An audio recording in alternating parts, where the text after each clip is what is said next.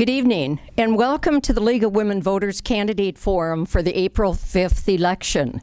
Candidates for the Wood County Board of Supervisors will be featured in the first part of tonight's forum. I'm Gloria Kubishak, and representing the League of Women Voters, and will be your moderator for the first part of this debate. We are pleased to bring you this live broadcast on River Cities Community Access, and you may call in your questions at 423-0441.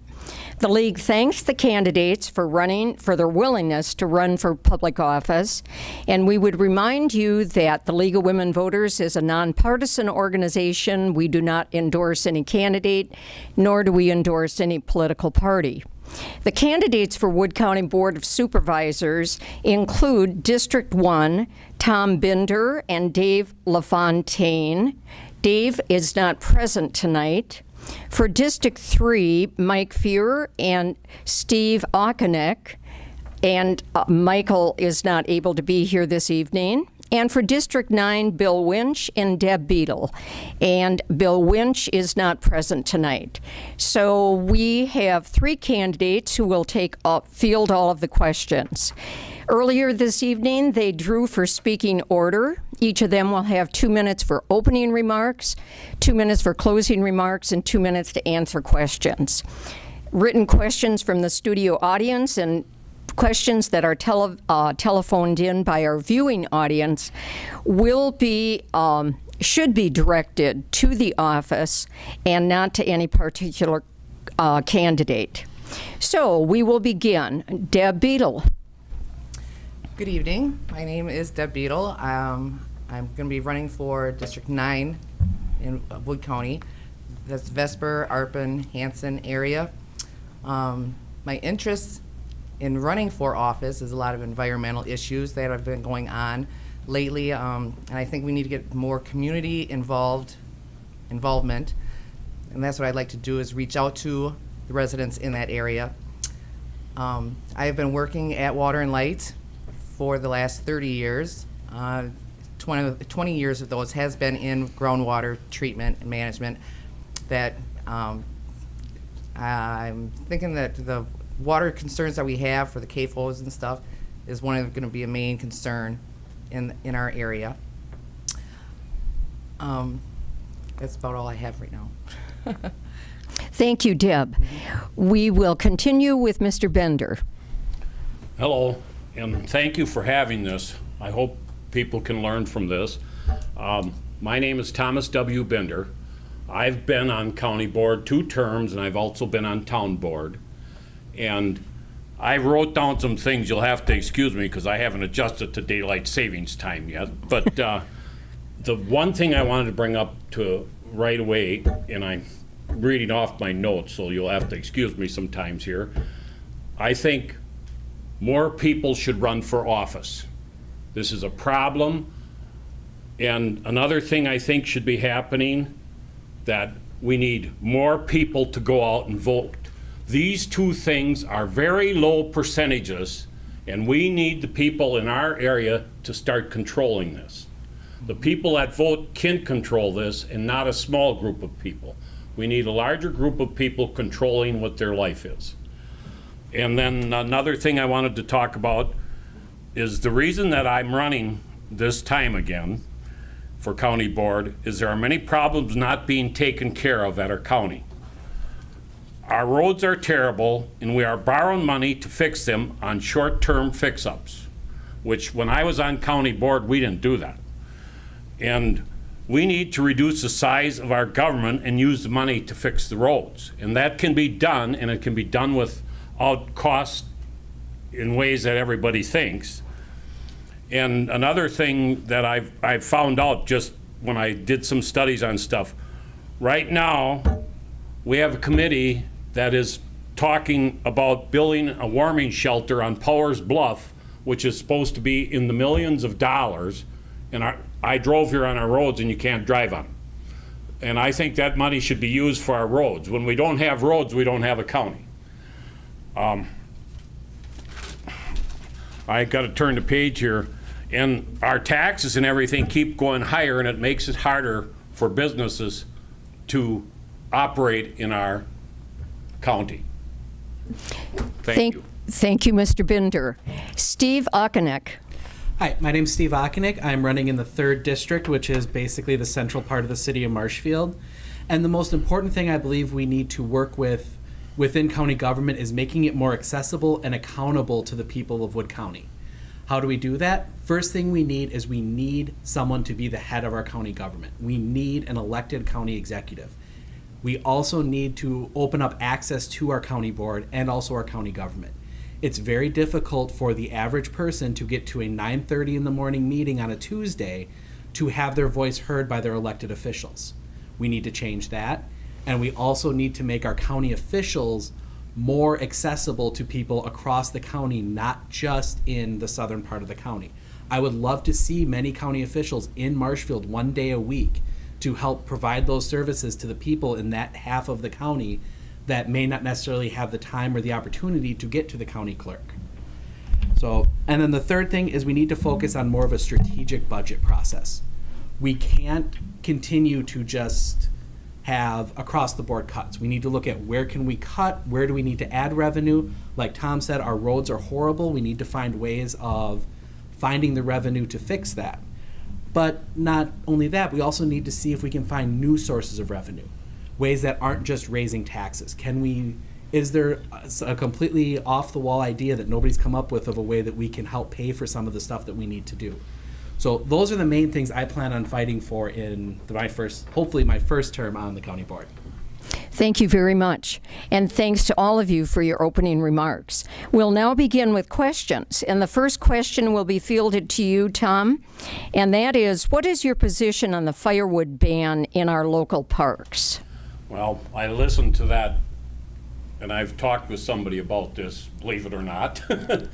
And my problem with the firewood ban is what they're doing it for is a strange thing, because no matter what, someday what they're stopping it for is going to get there anyway. It's by nature, that's how nature is. And that's one of the things with that. So that thing needs to be looked at and addressed in a lot of different ways before they make a law, which we don't need other laws, to control this, because we've had these type of things that happened with trees before, and they've spent time and money and everything, and it just happens because it is nature. It's part of nature.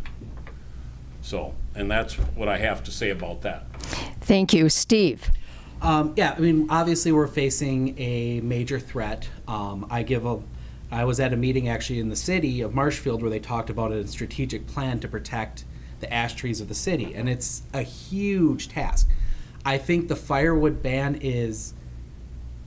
I think it can be tweaked. I don't think a complete and total ban of bringing firewood into county parks is the best idea, but I understand their point of trying to protect the trees, and especially the ash trees within our parks. I don't have a number on exactly how many there are, but even losing a quarter of the trees in the parks would be a horrible thing to have, and it completely changes the awesome park system we have. So I definitely think that there needs to be some sort of a ban in place. Whether or not it's actually a complete and total ban, I don't know if that's necessarily the right route to go. Thank you. Deb Beadle. All right. I also agree. Right now we have to spray off our boats when we take them from one body of water to another. When you're on the trails with your ATVs, clean that off and before you take them into another trail area, so that you're not spreading the weeds, all the grasses or invasive species that might go there too. So I understand what they're trying to do here with the wood also. Look at a complete ban.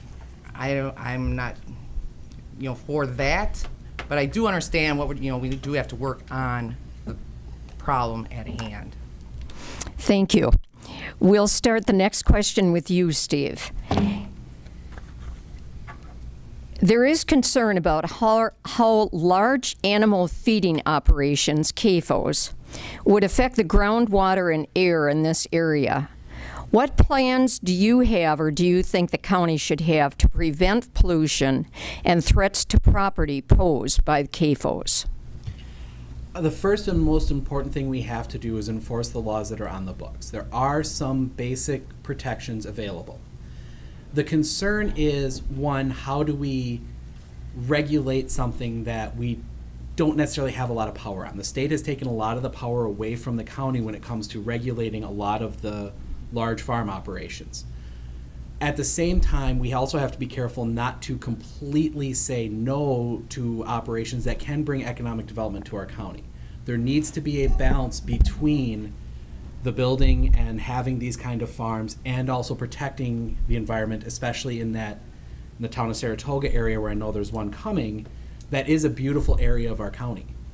So I think finding that balance within the county, finding a way to make sure that the county is able to protect the water, able to inspect areas where there is a concern for pollution, and enforce the laws that the state has already given us the power to enforce. Thank you. Deb Beadle. Okay, yes, the high-capacity wells that they want to install for these CAFOs, boy, the quantity of the water, our lakes, the streams will suffer. The quantity of these wells is going to be taking way too much of our water. I don't agree with it at all. The quality of our water, these are very main. Once it's gone, we can't get it back. You can't. It's not good. The property values of these people that live in the area. If they have lakefront property, and their lake is, the groundwater drains down. Now you have a pond front property, that the property values go down. The assessed values go down. The taxes go down. It's not a good situation. So we have to. Obviously, there might be a compromise here, but I don't see one really good one. That's all I have. That's what I think. Thank you. Tom Bender.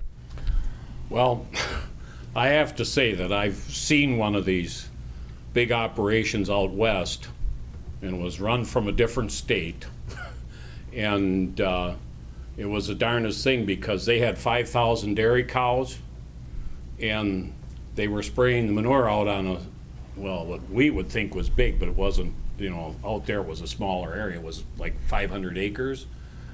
And they ended up having to shut it right down because they were doing the water. But what they said with this, and I agree with this, one of the problems with this is if it's the soil and everything like this, that has to be, and my next problem with this, and he brought it up, we are paying the DNR to do this for us. Where are they? They are not doing their job. Here we've got the state government not doing the job they're supposed to be doing. And we were promised that they were going to start doing their job, and that isn't happening. So that's my thing with this. The county and everything, as they said, they are ruled by the state laws on these things, so the DNR should be doing this job the way they're supposed to be doing it. Thank you. We'll go on to the next question, and this time we'll start with you, Deb. Doesn't Wood County need a larger jail? Is it a waste of money to take inmates to Wapaka and pay for their rent there? Okay. No, we don't need a bigger jail. I do not believe that. Secondly, I think what we need to do is look at our the sentencing of the crimes that they are imprisoning people for. I do agree. I think that either, at least medically, if not, I think marijuana should be taken off the list. There's no reason for it. People don't get hurt with it. The other, the heroin and stuff, yes, that absolutely, that's what we should be focusing on. The marijuana, I think, get this stuff off, get these people out of jail, leave the jails for the tougher crimes. Thank you very much. Tom Bender. Okay.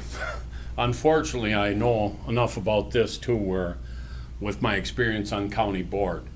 The one thing with building a larger jail is the extreme cost of it.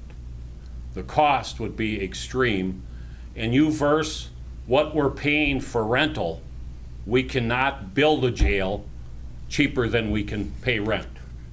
And I have a real problem with government doing that. The government, when they build places and they aren't using them, they become a liability for us.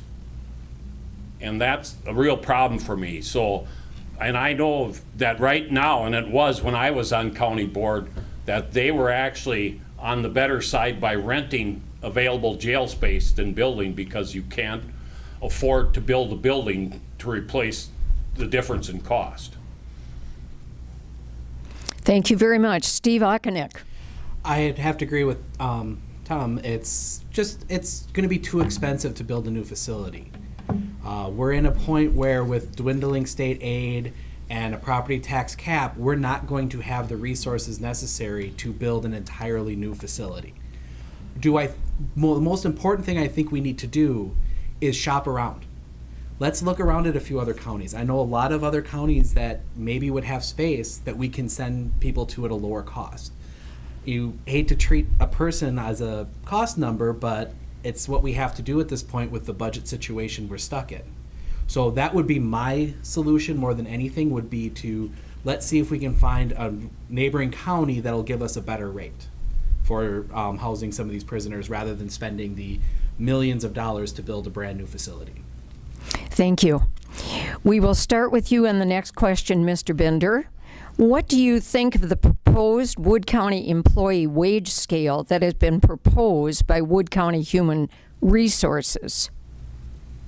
Well, I was a little disgusted with all of this, because I know at one time when they researched this, they hired someone to do it, and this was maybe some years ago. I haven't been watching as close as I could for this stuff, but my thing with this is we've got a real problem in our state, and even they keep saying our state, we aren't getting the jobs and everything like that.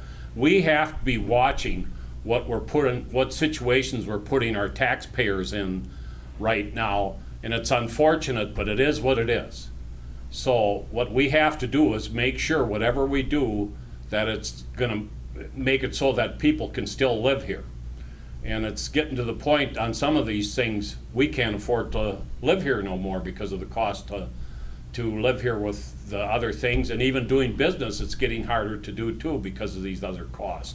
So as I said, that's a real tricky one, and it takes a lot of research for me to look at that and give you a good answer on it, because it takes a lot of work to look at that. A lot of different wage scales. Thank you. Steve Okonek. I think we need a wage scale. There needs to be a structure so people that work for the county have an understanding of, all right, if I do so much of this, I get if I've been here this many years, in this position, this is what I'll make. So that everyone has an understanding of the basic path that they will take in their career. Because we want people with experience working for the county. At the same time, we need a wage scale that's going to be flexible enough that we can deal with changing budgets. As we've seen over the past 5 years, budgets are, the county budget is constantly being squeezed, and we need to have that ability to make those changes. So I wouldn't necessarily be in favor of a hard, strict kind of wage scale, but something that can be flexible enough that we can ensure our employees get the necessary pay raises and know what their career path is without necessarily putting a strain on the tax levy. Thank you. Deb Beadle. Okay, in my opinion, when it comes to everybody knows it's taxpayer-funded jobs. You want to retain good help. However, it's the taxpayer, their wages are paid by the taxpayers. Every dollar that taxpayers pay, you get 4 back in the economy. These guys, you pay them tax from our tax dollars, pay their wages. Taxes come out of their paychecks also. It comes in a complete cycle. You gotta have it structured, but have it fair. Raise them. Thank you. We'll start with you, Steve Okonek, on the next question. What are your thoughts on ways to improve the heroin situation in our county? That is a very good question. And I guarantee, first things first, I would listen to people that know a lot more than I do on this particular topic. I wouldn't even want to try and say for certain that I would have a perfect plan. The most important thing we need is to ensure that we're supporting necessary treatment programs. The best way to solve the problem is to help people get treated. Help people get off the addiction and move on and move to a non-addicted state, I guess. But at the same time, it's a difficult thing for the county as a whole to do because, again, we come back to resources. We need to work with community organizations, we need to work with the state, we need to work with the individual cities and come up with a comprehensive plan of how we can fight this problem. Thank you. Deb Beadle. I guess I agree with what you, I really don't have much to add to that. That was a very good answer. Thank you. Thank you, Deb. Tom Bender. Well, heroin, never in my life. I was born in Marshfield and lived here my whole life. Never in my life did I think I'd hear this. And the one thing, and I think it happens to small towns, that what he was talking about, we really need to get on this everywhere. In our schools, everything. Make our children aware at every level where we can do this. We need to make everybody aware of what a problem this is and make them understand what it becomes, because it's an addiction. And like I said, people, until you have one, you don't really understand one. But as I said, that is, and what he had talked about, we need to do this from ground up with our children, everybody. I mean, it has to be, because it's the only way we're gonna change that situation. Thank you. Deb Beadle, we're going to start with you on the next question. Should the county board look into a strengthening of pipeline regulations, as an example, the Enbridge pipeline in Marshfield area? Absolutely. Absolutely. I've read about many breaks that have already happened in the area, not in our specific area. There has been some in Vesper that the guys that have been working on it have come into Water and Light and get loads of water, and they have reported them to me. Small ones, yes. Size to me does not matter. Any oil leak, no, and it's bad. Especially when they're getting closer to the Mississippi and all of our waterways, it's not good. Yes, absolutely. How are you going to reinforce it? But get it done. Yes, absolutely. Thank you. Tom Bender. I live real close to that pipeline. So I have to say this about it.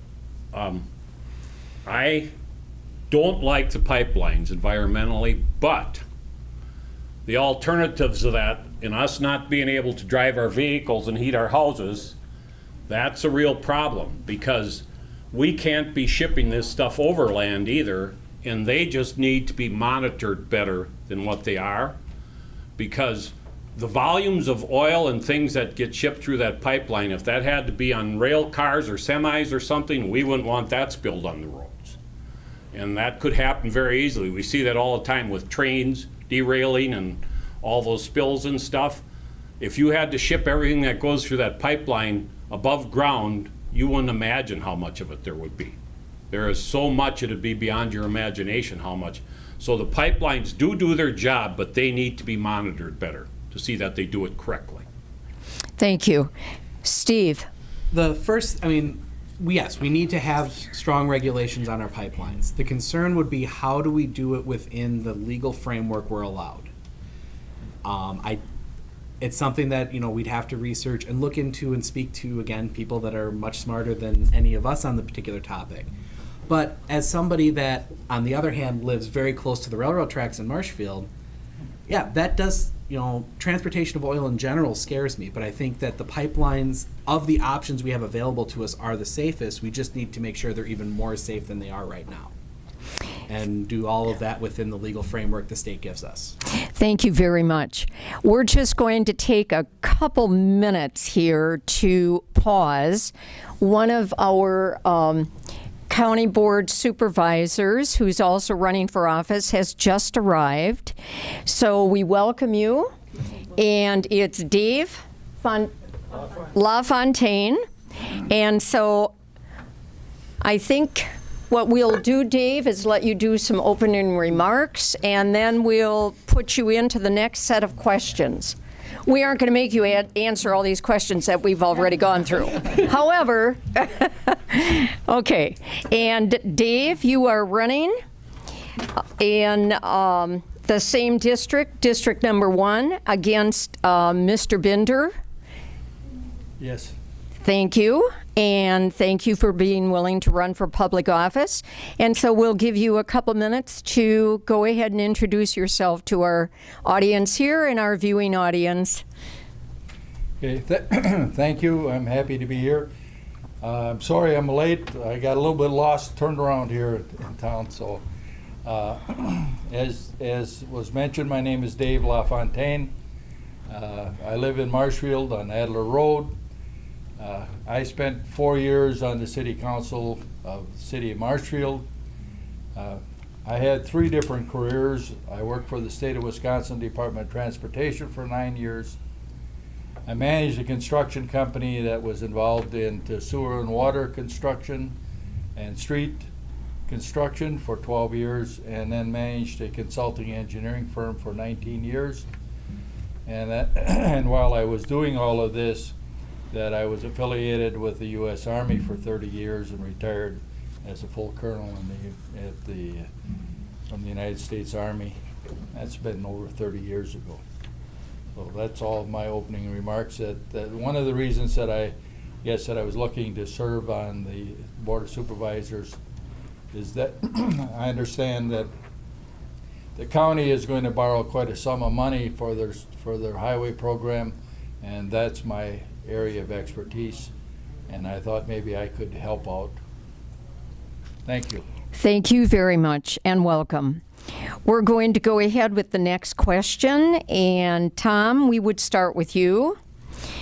What are your thoughts about the issues involving traffic on our rural roads, Amish buggies, and/or vehicles that are hard to see in light of the most recent tragedy?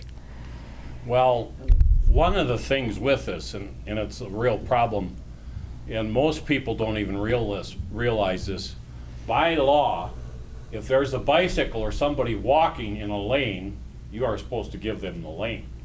So that's one thing. We have drivers that need to be more aware of this and realize, because where I live, we have a lot of bikers and hikers and everything, and that's fine. I think it's great, but you need to think about them.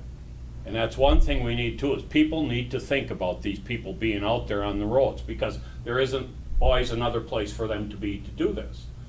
And as far as the problem with the Amish and stuff like that, the one thing we need to do is talk to the heads of their communities and ask them to start brightening up their buggies better so that they can be seen better.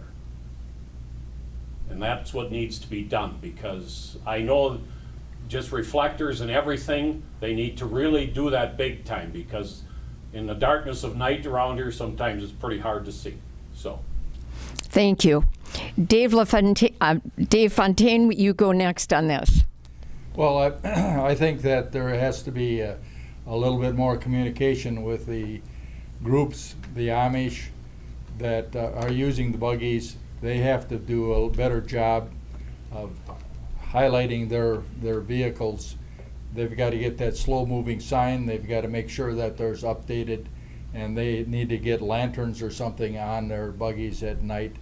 And I agree with Tom on that, is that it's a kind of a communication issue. It needs to be done with that Amish community. Thank you. Steve. As somebody that grew up in Amish country just across the county line in Clark County, it's something I'm very familiar with. And the first and foremost thing is education, is working with the Amish community to teach them that these are the little things you can do that makes it easier for us to see them. It's working with the drivers to make sure that they're aware that these vehicles are on the roads and are going to continue to be on the roads, and that it's something, and how to notice them. And then third, it's just in general educating the community at large about how to properly move about our roads, especially some of the busier roads. You know, which direction, which side you're supposed to walk on, which side you're supposed to bike on. The other most important thing we can do, especially coming to like the bikers and the walkers, is providing the infrastructure as we do major highway projects to give them the necessary room that they're not necessarily directly in the path.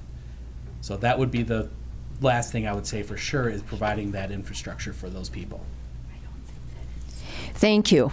Deb Beadle. Yep, I agree once again with pretty much what everybody said. Yep, education of the whole community, both at Amish and all the rest of us drivers, with the automobiles. Give everybody room. Be polite to everybody. Move it over. I have seen in Vesper the buggies now that do have it must be battery operated lights, I'm assuming, tail lights and headlights. Very nice, and we're all waving back to each other, taking our time. Pay attention to what's around you.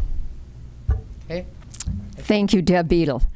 We'll go with the next question, and Dave, we're going to start with you. The question is, what can be done about the problem with trains blocking roads and streets in our county? Good question. That's a federal issue, and federal law needs to be changed in order to correct that situation. The communities like Auburndale and some of the other communities which have tried through the state law have found that it's not been successful. So it's an issue that has to be taken up by our national legislators, both our senator and our representatives, to get that corrected and get the railroads. The railroads have had an awful lot of privilege over the years, and I don't see that that's going to be changing immediately. They've got quite a lobby to make sure that they can do whatever they want to do, which is not good for the public. Thank you. Steve. First and foremost, we need to use the power of the county to lobby our elected officials. We are lucky as the county board, being the 19 people that get to represent 75,000 in our county, that live in our county, and we can go to them and say, here, we need you to do this, and you need to do it for us because we're here and we're their representative. Second is we need to help communities as much as we can to find solutions, to help them negotiate with the railroads and see if we can find a way, until the law is changed, to find other solutions. And there again, the county having much more, being a larger organization and a larger section of government, has a little more power than the village of Auburndale may have to try and work with the railroads to make those changes. Thank you. Deb. All right, as mayor, I got stuck by a train on the way here. I thought I was going to be late too. And this was on 17th Avenue, and they have put viaducts up around town anyway, where there are no more trains running. We got viaducts over nothing anymore. If they, in this area on 17th, there's a viaduct either on the F it is, or on the 17th Avenue. One of them so we have a way out, and emergency vehicles can get in out too. Now, the ones in Auburndale and stuff, it would be some way that they could perhaps negotiate, have the railroads pay for this, maybe. Maybe get an access road to these people, these residents that are stuck in their driveways and their homes and stuff. If they could have an access road from somewhere running parallel with the tracks, and so that they can get out somehow. I think that would be a solution we could work on from there. Thank you. Tom Bender. Unfortunate. I went to a safety meeting about this issue last year, and we had people getting killed in Marshfield and things like this. And the first problem with this is a good example of where our government failed us. In Marshfield, that road should have never been right by that railroad tracks. And then another thing happened where the Canadian firm bought it and really started using the railroad train. So you had two things go on there and the next problem with this is, when you talk to that railroad company we have in Marshfield, they're in Canada. And when I was at the safety meeting, one of the officers told me they don't even care to return the calls if you talk to them. And as I said, this is a problem. I think it can be dealt with, but they need to know that you're going to deal with it. Because and as far as the way the road was built, at the time, I know when they put the thruway in there, they thought that would be okay. But then when you had this changeover of the railroad to them, they really booted it up and really started rolling cars down that track. So there was a whole thing went on there to create this scenario. So as I said, that's gonna take some work, but it can be done. Thank you. Deb Beadle, we'll start with you, and this is our last question. What, in your opinion, is the greatest challenge facing the county board supervisors? Actually, I think having the residents get involved also. You know, instead of having we go to meetings, make decisions, and people aren't happy with it. Well, you got to let us know we're here to represent, not do it all. You know, that's not what I'm running for. I want to be a representative of my district. Thank you very much. Tom Binder. Well, I've been a county supervisor, so I know what it's about. And the one thing is, and it really needs to happen more, is people being able, because he even brought it up early, people need to be able to contact their supervisors a little easier and stuff. Even however, because even sometimes my cell phone don't work right, and that's my home phone. But the point is we need to be able to contact our supervisors, and people, we need to post in the papers and stuff more the issues that are going on, so people understand how these things are gonna affect them. And that's what needs to be done. People need to be made more aware of what's going on in their government. Thank you. Dave LaFontaine. I think the greatest challenge that the County Board of Supervisors has is satisfying all of the demands and things that the people want and still maintaining a tax base that's reasonable. It's almost impossible. People want more and more out of the government. They want more services, and yet they don't want to pay for them. And if you want some of these things, you're going to have to pay for them, and to satisfy that, that's a very difficult area in which to meet those concerns of the public. Thank you. Steve Okonek. I think the biggest operational concern the county board is going to have is just continuing to maintain an effective budget. Costs are continuing to rise. There's no way within the current framework to generate more revenue. So we have to find alternative sources, and that's going to be a huge challenge for the county over the next few years from an operational standpoint. From the county board itself, it's going to kind of go back to the point I made at the beginning. It's about providing access to the county services people are paying for and to the county board itself, and finding better ways to reach out to more of the citizens across all of the county. Thank you. We will now go into concluding statements, and we'll start with you, Mr. Binder. Well, as we had just talked about too, that's one thing that we are going to have to do what he was saying. We are going to start to have to adjust some of these services, because when I was on town board, I believe the price of blacktopping a road right now is 3 times more than it was 10 years ago. And it's like everything. You have your own life, you know everything's up beyond your belief in cost, and it doesn't go down.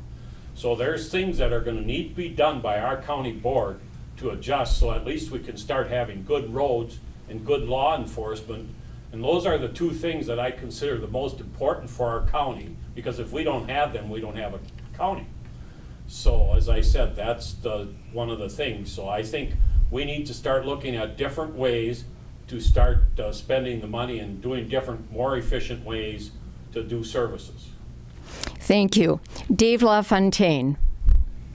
I guess that I feel that the reason that I'm running is to provide my expertise, my services, or my,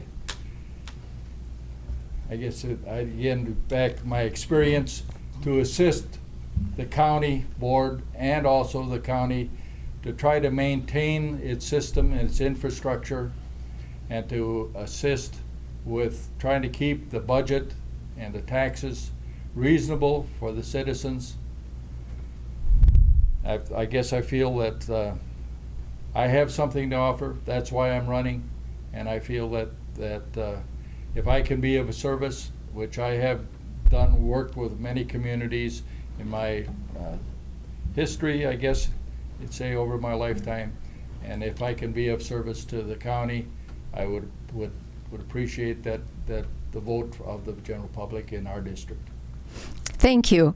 Steve Auchinleck. Right. First, I'd like to thank the League of Women Voters and River Cities Community Television for putting this event on. It was really nice to answer some questions from people around the county.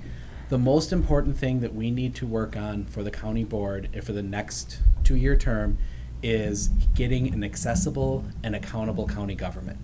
We need to allow people access to officials. We need people to have access to come to a county board meeting and speak on specific issues. And a vast majority of our county's population is shut out because we hold meetings on a Tuesday morning. The other things we need some real leadership. We are a county of 75,000 people with a $100 million budget, and there's no single person in charge. There's no one at the head of our county government. So I think we need to look at options to bring either an executive or administrator in. So that, and I would really hope that I would get votes from people of the 3rd District, that wonderful central part of the city of Marshfield, and just remember to vote on April 5th. Thank you. Deb Beadle. All right. Yes, a lot of this here, I think we get the community involved and that they begin to understand how government works. I think our budgeting stuff would be, once they understand why we're spending or why we cannot spend, why we need to have the involvement of everybody. Very important. Step up to the plate, along with the oil pipeline stuff, it's one way to alleviate that also, it's here, it's not going to go away yet. Invest more in wind and solar projects. I think some of these county buildings, get some solar panels on them and stuff, that'd help out a lot. Green up the place too. Go green, get out and vote. Everybody has a voice. We need you. Thank you. Thank you for putting us on. Thank you. This concludes the first portion of tonight's forum. We thank our candidates for appearing here tonight and for being willing to run for public office. Thanks to our league volunteers in the studio here and River Cities Community Access staff. The next portion of this tonight's forum will feature candidates for the Nakusa School Board. Karen Schill will moderate that portion of the forum. Remember, everyone, to vote on April 5th, and stay tuned just for a few minutes for us to set up for the next forum. Thank you again.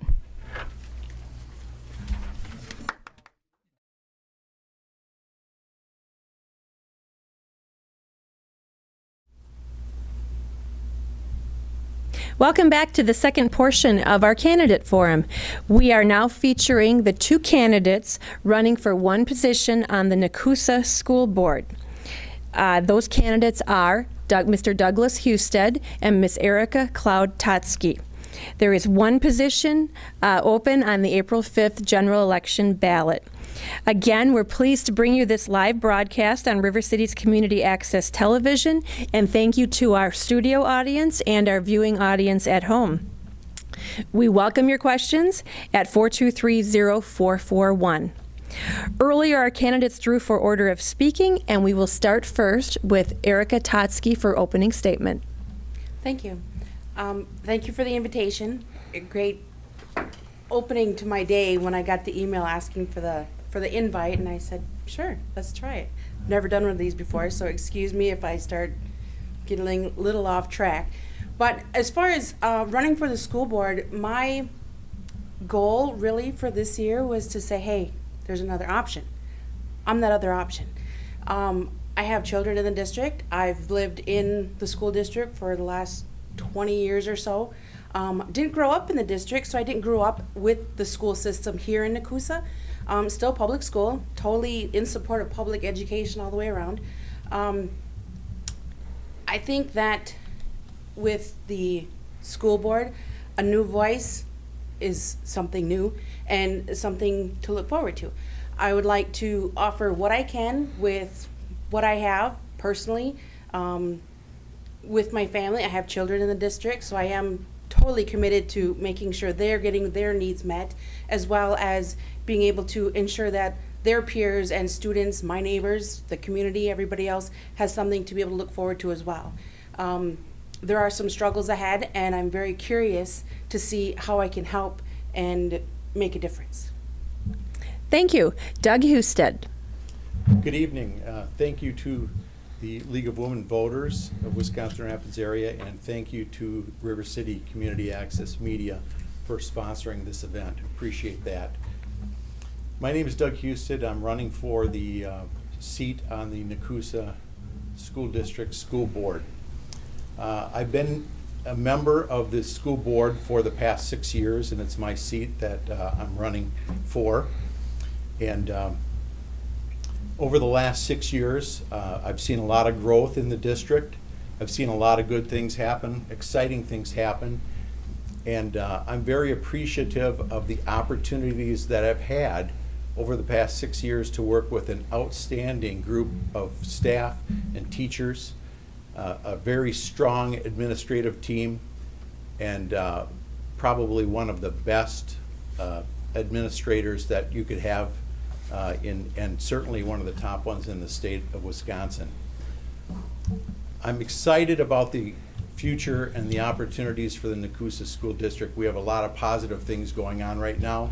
We have a capital improvement project that we're in the middle of. We're renovating all 3 of our schools, new environmental controls, energy efficiency. We've got some really strong teaching and learning initiatives going on right now. We've got project-based learning in 2 of our schools. We've got a brand new, in 2014, a STEM charter school with emphasis on science, technology, engineering, and math. And I look forward to the opportunity to work with the school board another 3 years. Thank you. Our first question will be posed to Doug Husted first. I moved it. Here we go. Mr. Husted, what can Nakusa School District do to attract and retain great teachers? That's a great question.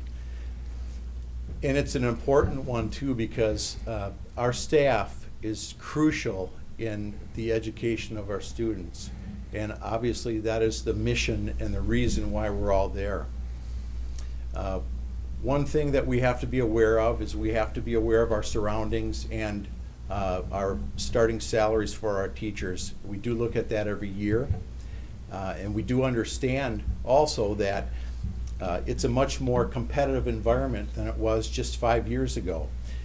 It's important for us to realize that throughout the state there are certain teaching positions that we have to be very competitive on, and we intend to do that.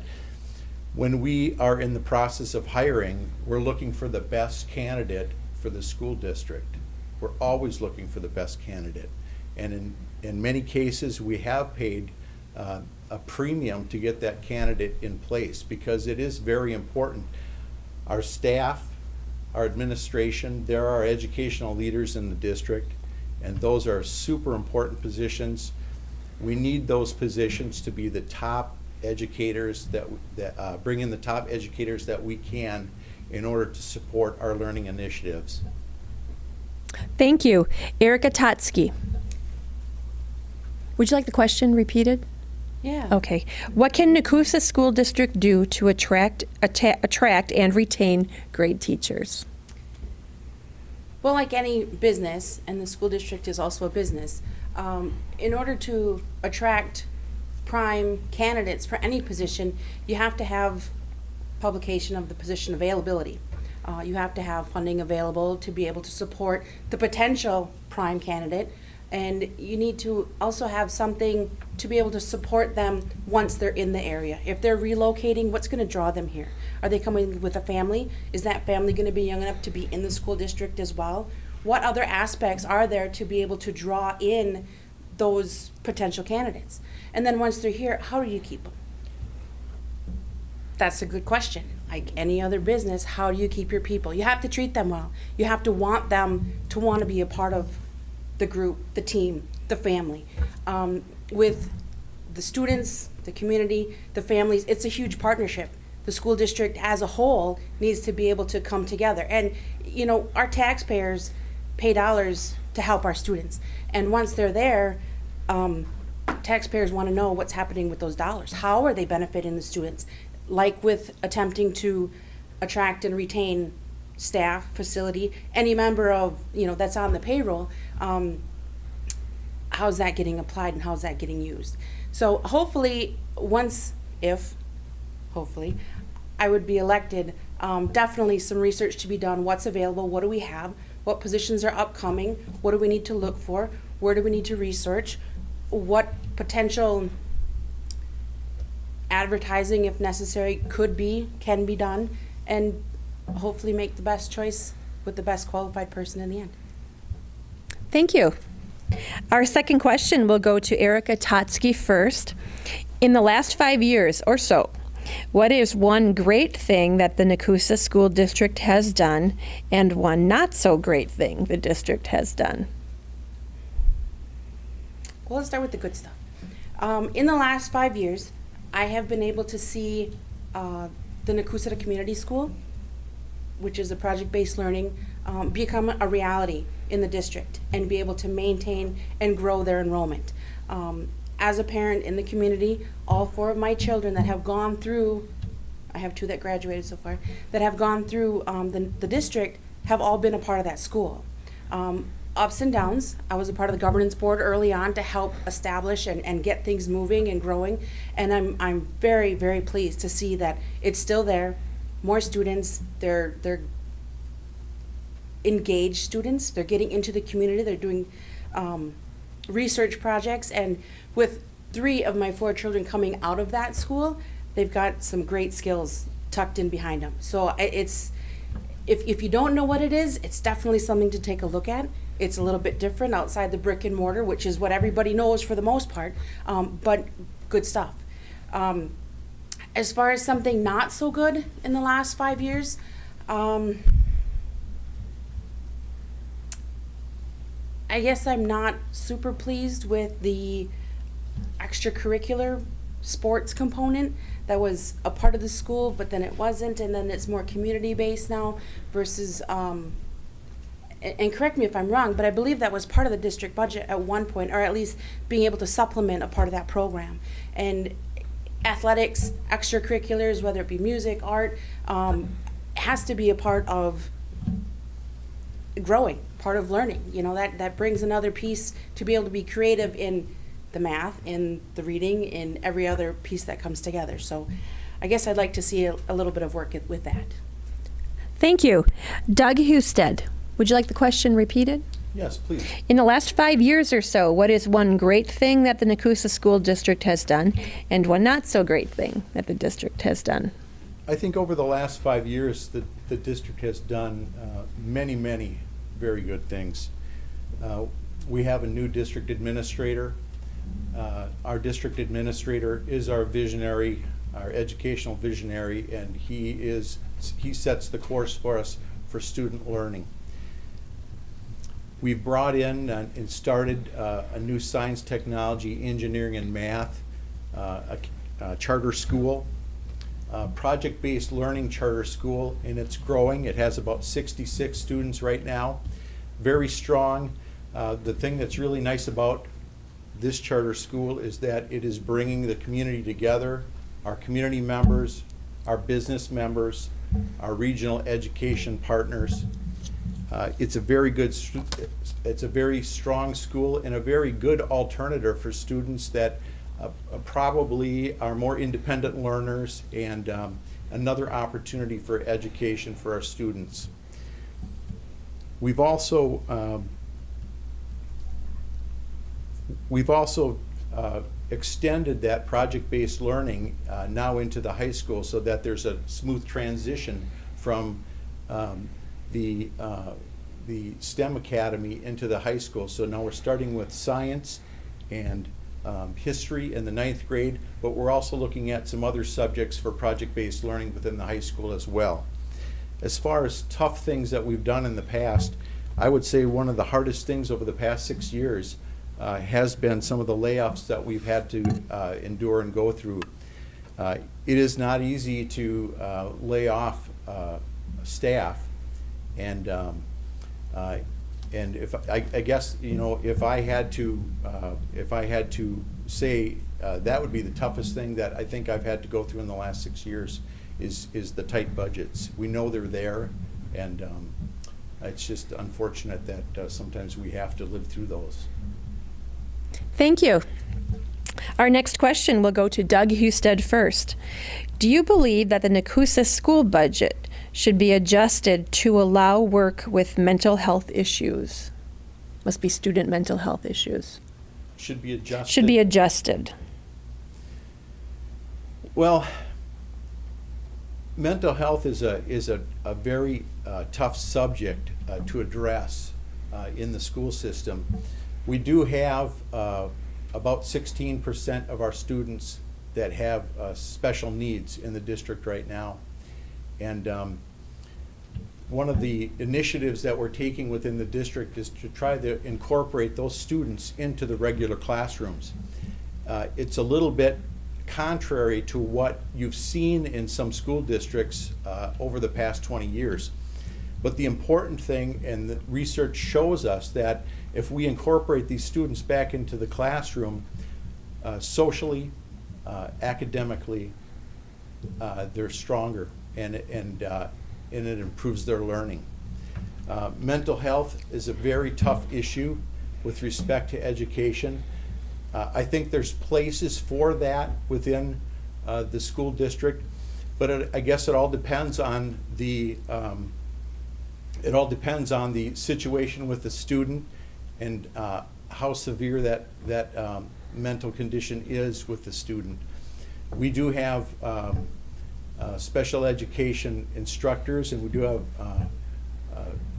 a dean of students and staff to deal with different special education needs within the district. And we do spend a pretty good deal of money right now between the school district and our CISA partners to bring in special education needs in the district. It's an important issue, and one that we definitely want to stay on top of in the future. Thank you. Erica Totsky. As far as mental health goes, there's so many ways to categorize that. You have mental health in regards to PTSD. You have mental health in regards to AODA. There's mental health issues associated with teen pregnancy. There's mental health issues that, you know, get categorized or fall into different venues. And any person, regardless of being in school or not, whenever you have a mental issue, you need support. There need to be resources. So in regards to adjusting the budget, again, not knowing what the budget currently is and what's included there and how it's all broken down, I would like to see a portion of something applied to be able to have resources available, whether it be through the guidance office, whether it be through a local partnership, if possible, with mental health issues also overlapping with the special needs students. There's definitely a need to be able to have something available there to be able to assist, support, and again, have that resource available. Thank you. Our next question, and we will start with Erica Totsky. Would you advocate for increasing music and art classes to pre-budget cut levels? Pre-budget cut levels. I don't know how bad the budget was cut, good or bad, but anybody that deals with a budget, you have to stick to the budget. There's only so much there. As far as what was there before, I don't know what those numbers are. I fully, wholeheartedly support music, arts, extracurriculars in any way, shape, or form. It's only going to broaden the horizon of the students involved. An area to be researched, definitely, but as far as having it available, yes, I support music and arts. Thank you. Doug Husted. The budget at Nakusa School District right now, we levied about $230,000 less this year than we had 3 years ago. And it is an increasing issue with the budget concerning the amount of money that the state is giving us. Right now, about 30% of our revenues come from the state, 70% from the taxpayers. It's a tough issue concerning the budget.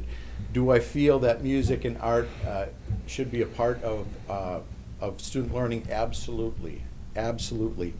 And it is a huge part of student learning in the Nakusa School District. Matter of fact, the Disco Inferno musical was this past weekend, and it was fantastic. So there's a little plug for our choir and our band and our music director. But do I think it's an important part of student learning? Absolutely. Will I support it going forward? Absolutely. The problem and the issue is always going to be increasing and continuing improvement with student learning versus what we have in monies to spend. So I can tell you that we look at every single issue that comes in front of us with respect to the budget, because really, if we can afford it, we should offer every opportunity we can to our students for additional learning opportunities. That is why that's why we're going through some initiatives right now to bring additional resources into the district via community members, business partnerships, regional educational partnerships in order to increase student learning opportunities in the district. Thank you. Our next question will go to Doug Husted. Speaking of community resources, here's the question. Are there any Nakusa community resources that aren't used now that you would like to incorporate in our schools? Well, we're starting down the road right now, especially with respect to our STEM Academy and project-based learning that we have, those initiatives in the district.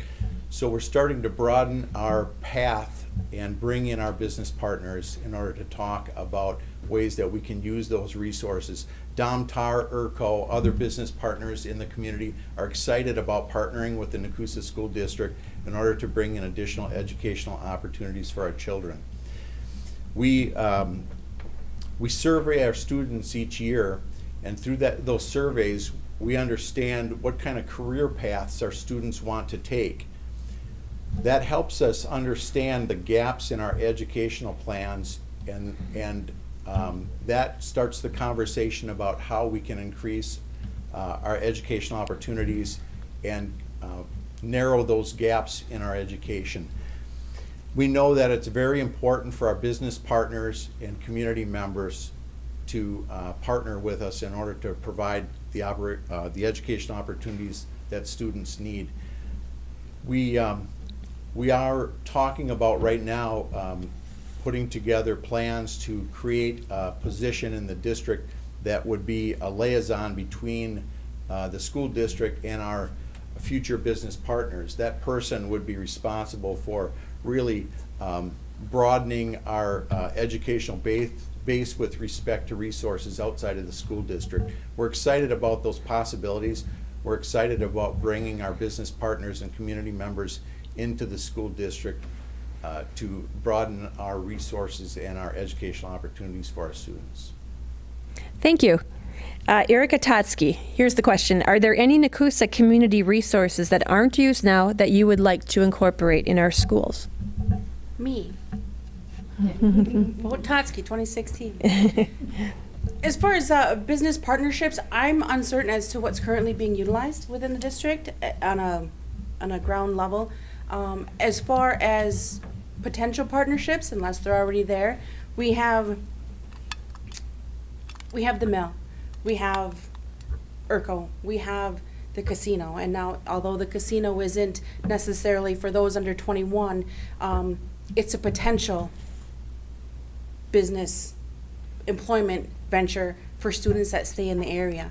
One of the things that the school district needs to work towards forward is increasing enrollment. And in order to increase enrollment, you have to have families that are going to stay to allow those children to be able to be enrolled.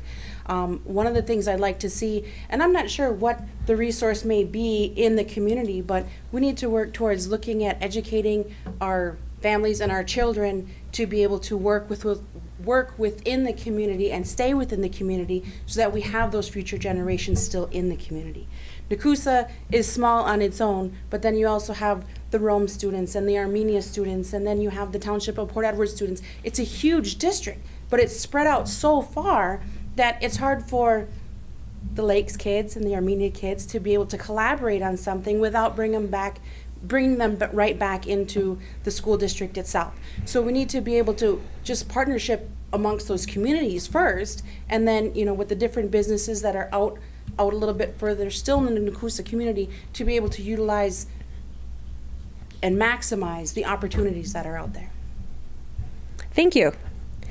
Our next question will go to Erica Tatsky. Can you tell us your position on the expansion of vouchers throughout the state, including the ability to use the voucher in private or parochial schools? Sorry to say I'm not familiar with the use of a voucher, and I'm going to defer to Mr. Husted to go first on this question. Okay. The question is about your position on the expansion of vouchers throughout the state. Well, certainly the expansion of vouchers brings in additional competition to the school districts. I guess one could argue that competition isn't good. However, I think it is. If you look over the past few years, they have expanded the voucher program a little bit. Has it actually hurt our enrollment? I don't think it's hurt our enrollment in the Nakusa School District.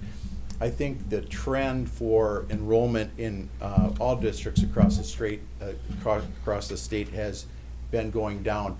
I think the important thing for us to understand in the Nakusa School District is that we should be competitive, and that means educational opportunities for our students. That's what our mission is, and that is what we should march to. If we provide the best educational opportunities we can in our district, it will be very hard for a neighboring school district to offer the kinds of educational opportunities that they would need to in order to attract students away from us. Competition is good. It is kind of scary, but I think overall it helps us be stronger in the end, and it helps us think beyond maybe where we were 5 or 10 years ago. Certainly, I'm not sure where the state's going to go with respect to broadening vouchers throughout the state, but at this point, I think it's been a good thing, and it certainly has been inspiring for our district in order to broaden our educational opportunities to be competitive. Thank you. Our next question, I believe I'll have 2 more questions. We'll go to Doug Husted first. It's our 7th question tonight.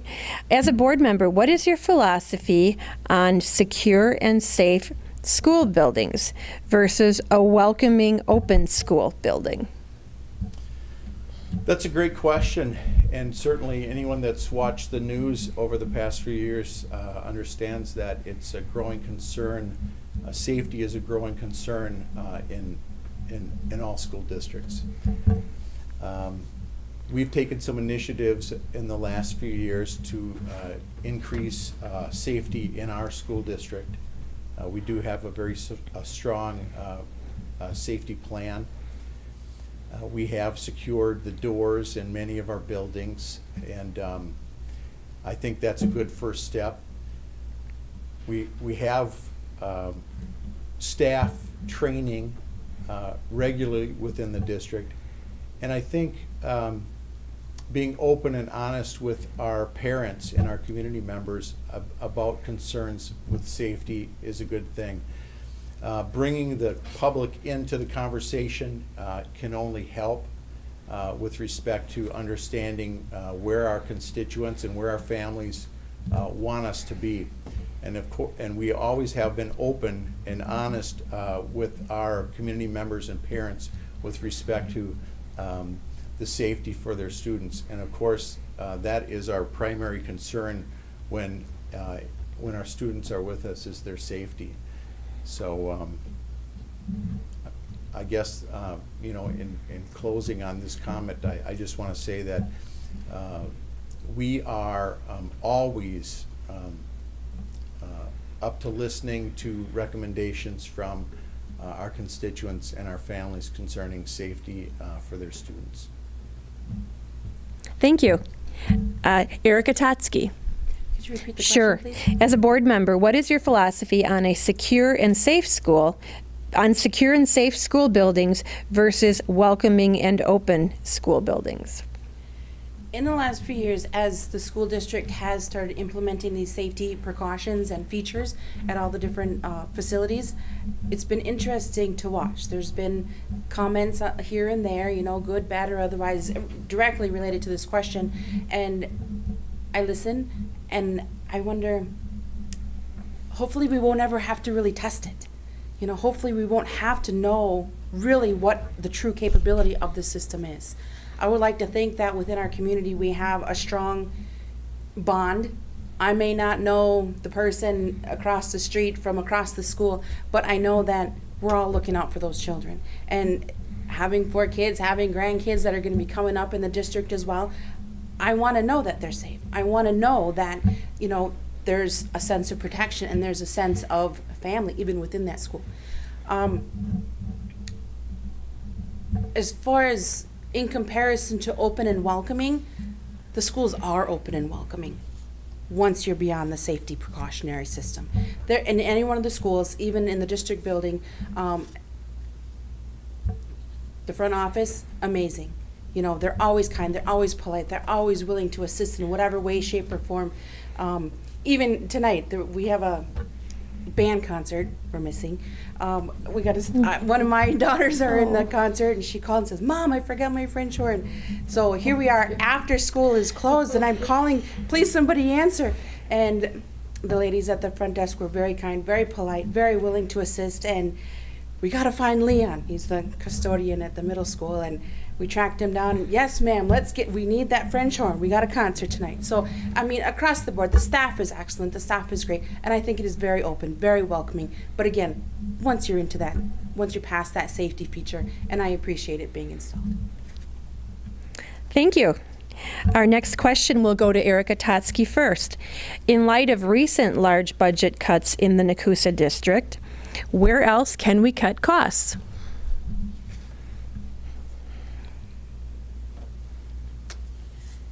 Being in a management leadership position for the last 15 plus years, budgets are always a frustration.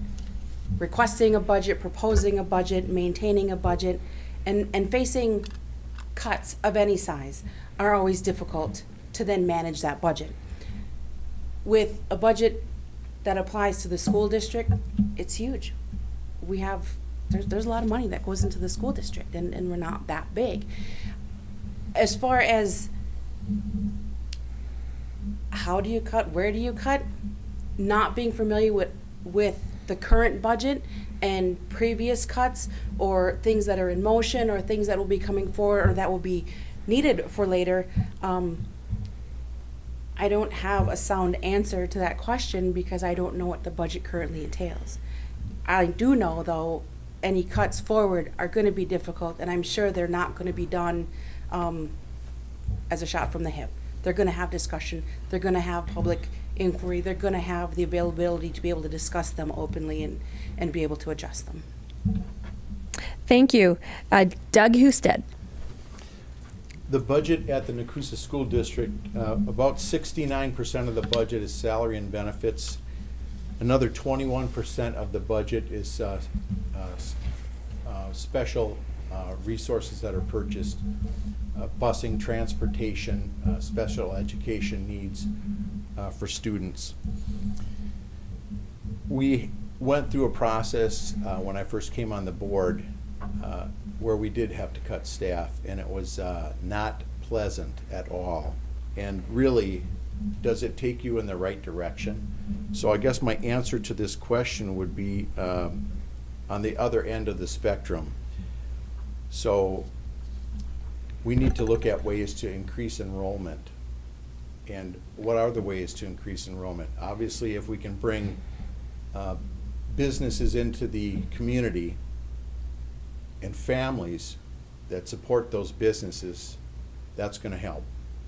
So there are initiatives underway between the city of Nakusa, the school district, and Encourage here in Wisconsin Rapids in order to look at ways that we can bring thriving businesses into the community.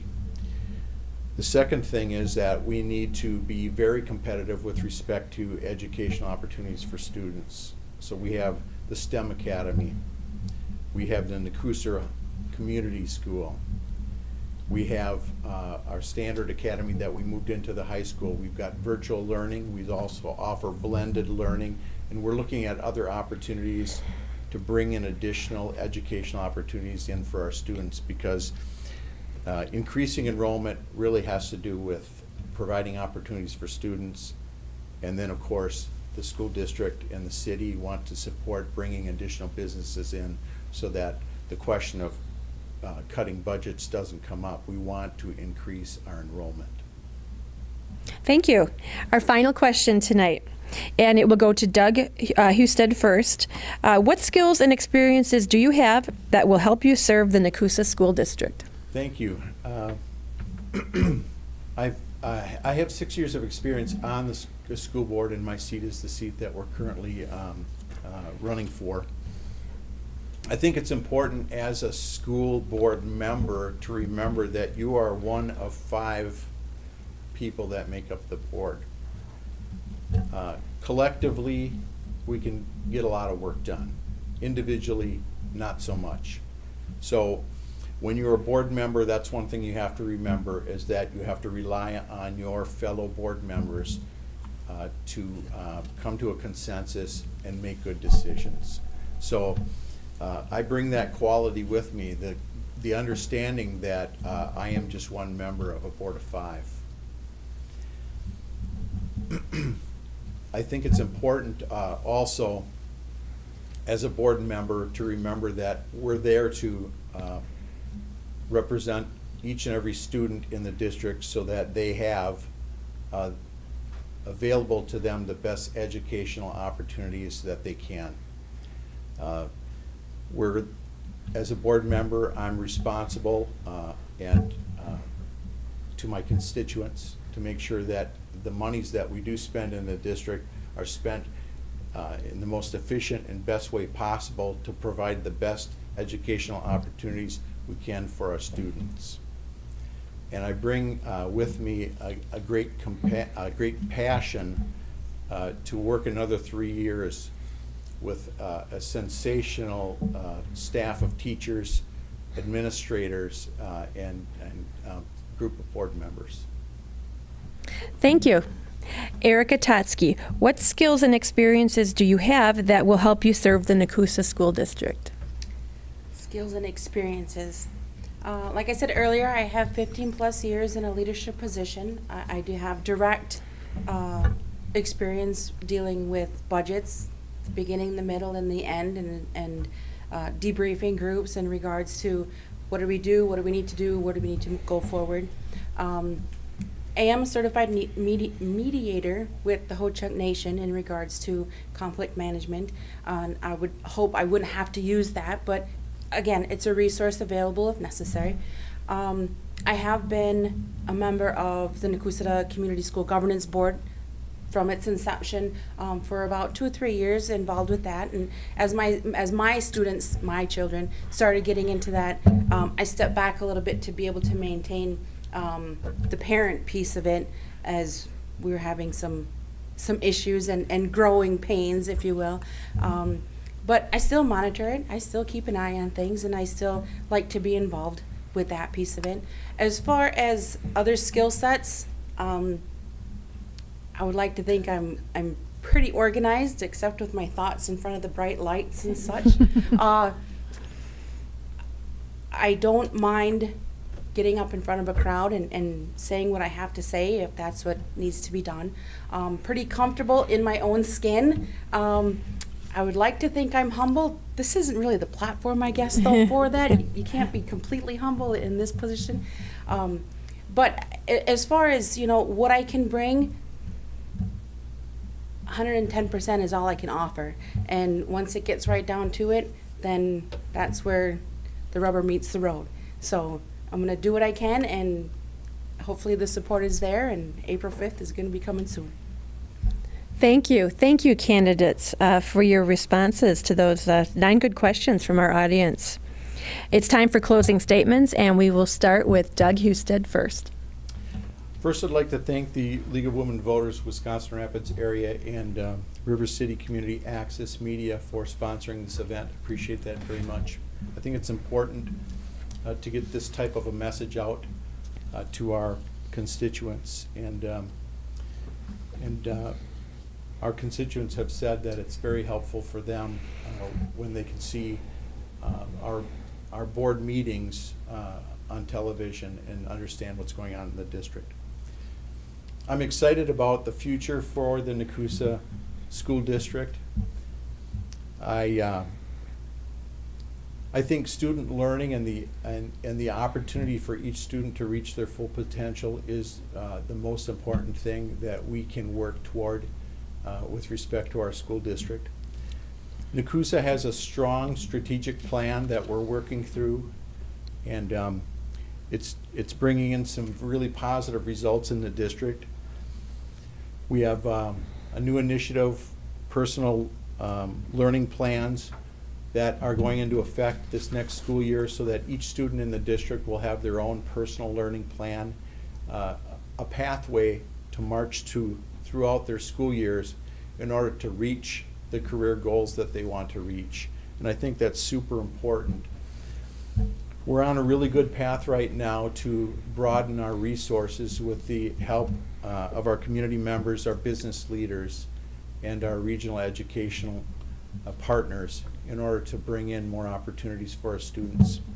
I'm excited for the opportunity to work with the school board of Nakusa for another 3 years, and would appreciate your vote on April 5th. Thank you. Thank you. Erica Totsky. This past fall, we had an opening on the school board due to the passing of Mr. Freeman. And with that process, the board bylaws state that, you seek some letters of interest. And I got a phone call one day that said, Erica, there's an opening. I think you'd be an interested party. Can I submit your name on your behalf to help move this process along? I literally said, sure, why not? And I sent the email, and I thought, what did I just do? Well, I guess this is where it's brought us. Long process, and a different capacity. There was 2 parts. There was that piece of it. Now there's this piece of it, and I told my husband, you know what? I want to try it. Let's see what happens. In the past years, I've seen the signs out, so and so for school board, so and so for school board, and I thought, what does that entail? What's that all about? I've always wanted to know. I've been curious for a very long time, and I guess I finally got the courage to say, okay, put me on the ballot. So here I am. I'm on the ballot. April 5th is coming up quick. In regards to why do I want to do it, I'm curious. What can I bring to the table? 110% if elected. What am I going to do with it once I'm there, if I'm there? Pay it forward. Great support since kindergarten on my half. Teachers, coaches along the way. Through my associates, in the mix of my bachelor's degree. I'm almost there, thank goodness. It's been a long journey, and it's a real journey, and I'm a real person. And I'm not going to bring you something that's, what's that all about? You're going to know. I'm pretty transparent, and I'm pretty easy to read. I don't have a poker face, so what you see is what you get. So let's see what happens. Good luck, Mr. Husted. Good luck, Eric. And thank you to everybody either participating or making this event happen. Appreciate it. Thank you. Thank you to our 2 candidates competing for 1 position on the Nakusa School Board, Erica Cloud-Totsky and Doug Husted. This concludes our candidate forum. I'd like to thank my fellow league members for timing tonight, question screening, working the phones, River City's Community Access for providing the beautiful venue, the taping, all of the graphics that you see, the staff, Travis Plowman and Tom Laux. And if you are tuning in late and you would like to see the entire program, this forum is rebroadcast at various times on the television channels and will also be available on demand 24 hours after the forum on RCCA Media. That's www.rccamedia.org. We encourage all voters to use these great opportunities to find out more about all of the candidates tonight. Thank you again. And don't forget to vote on April 5th.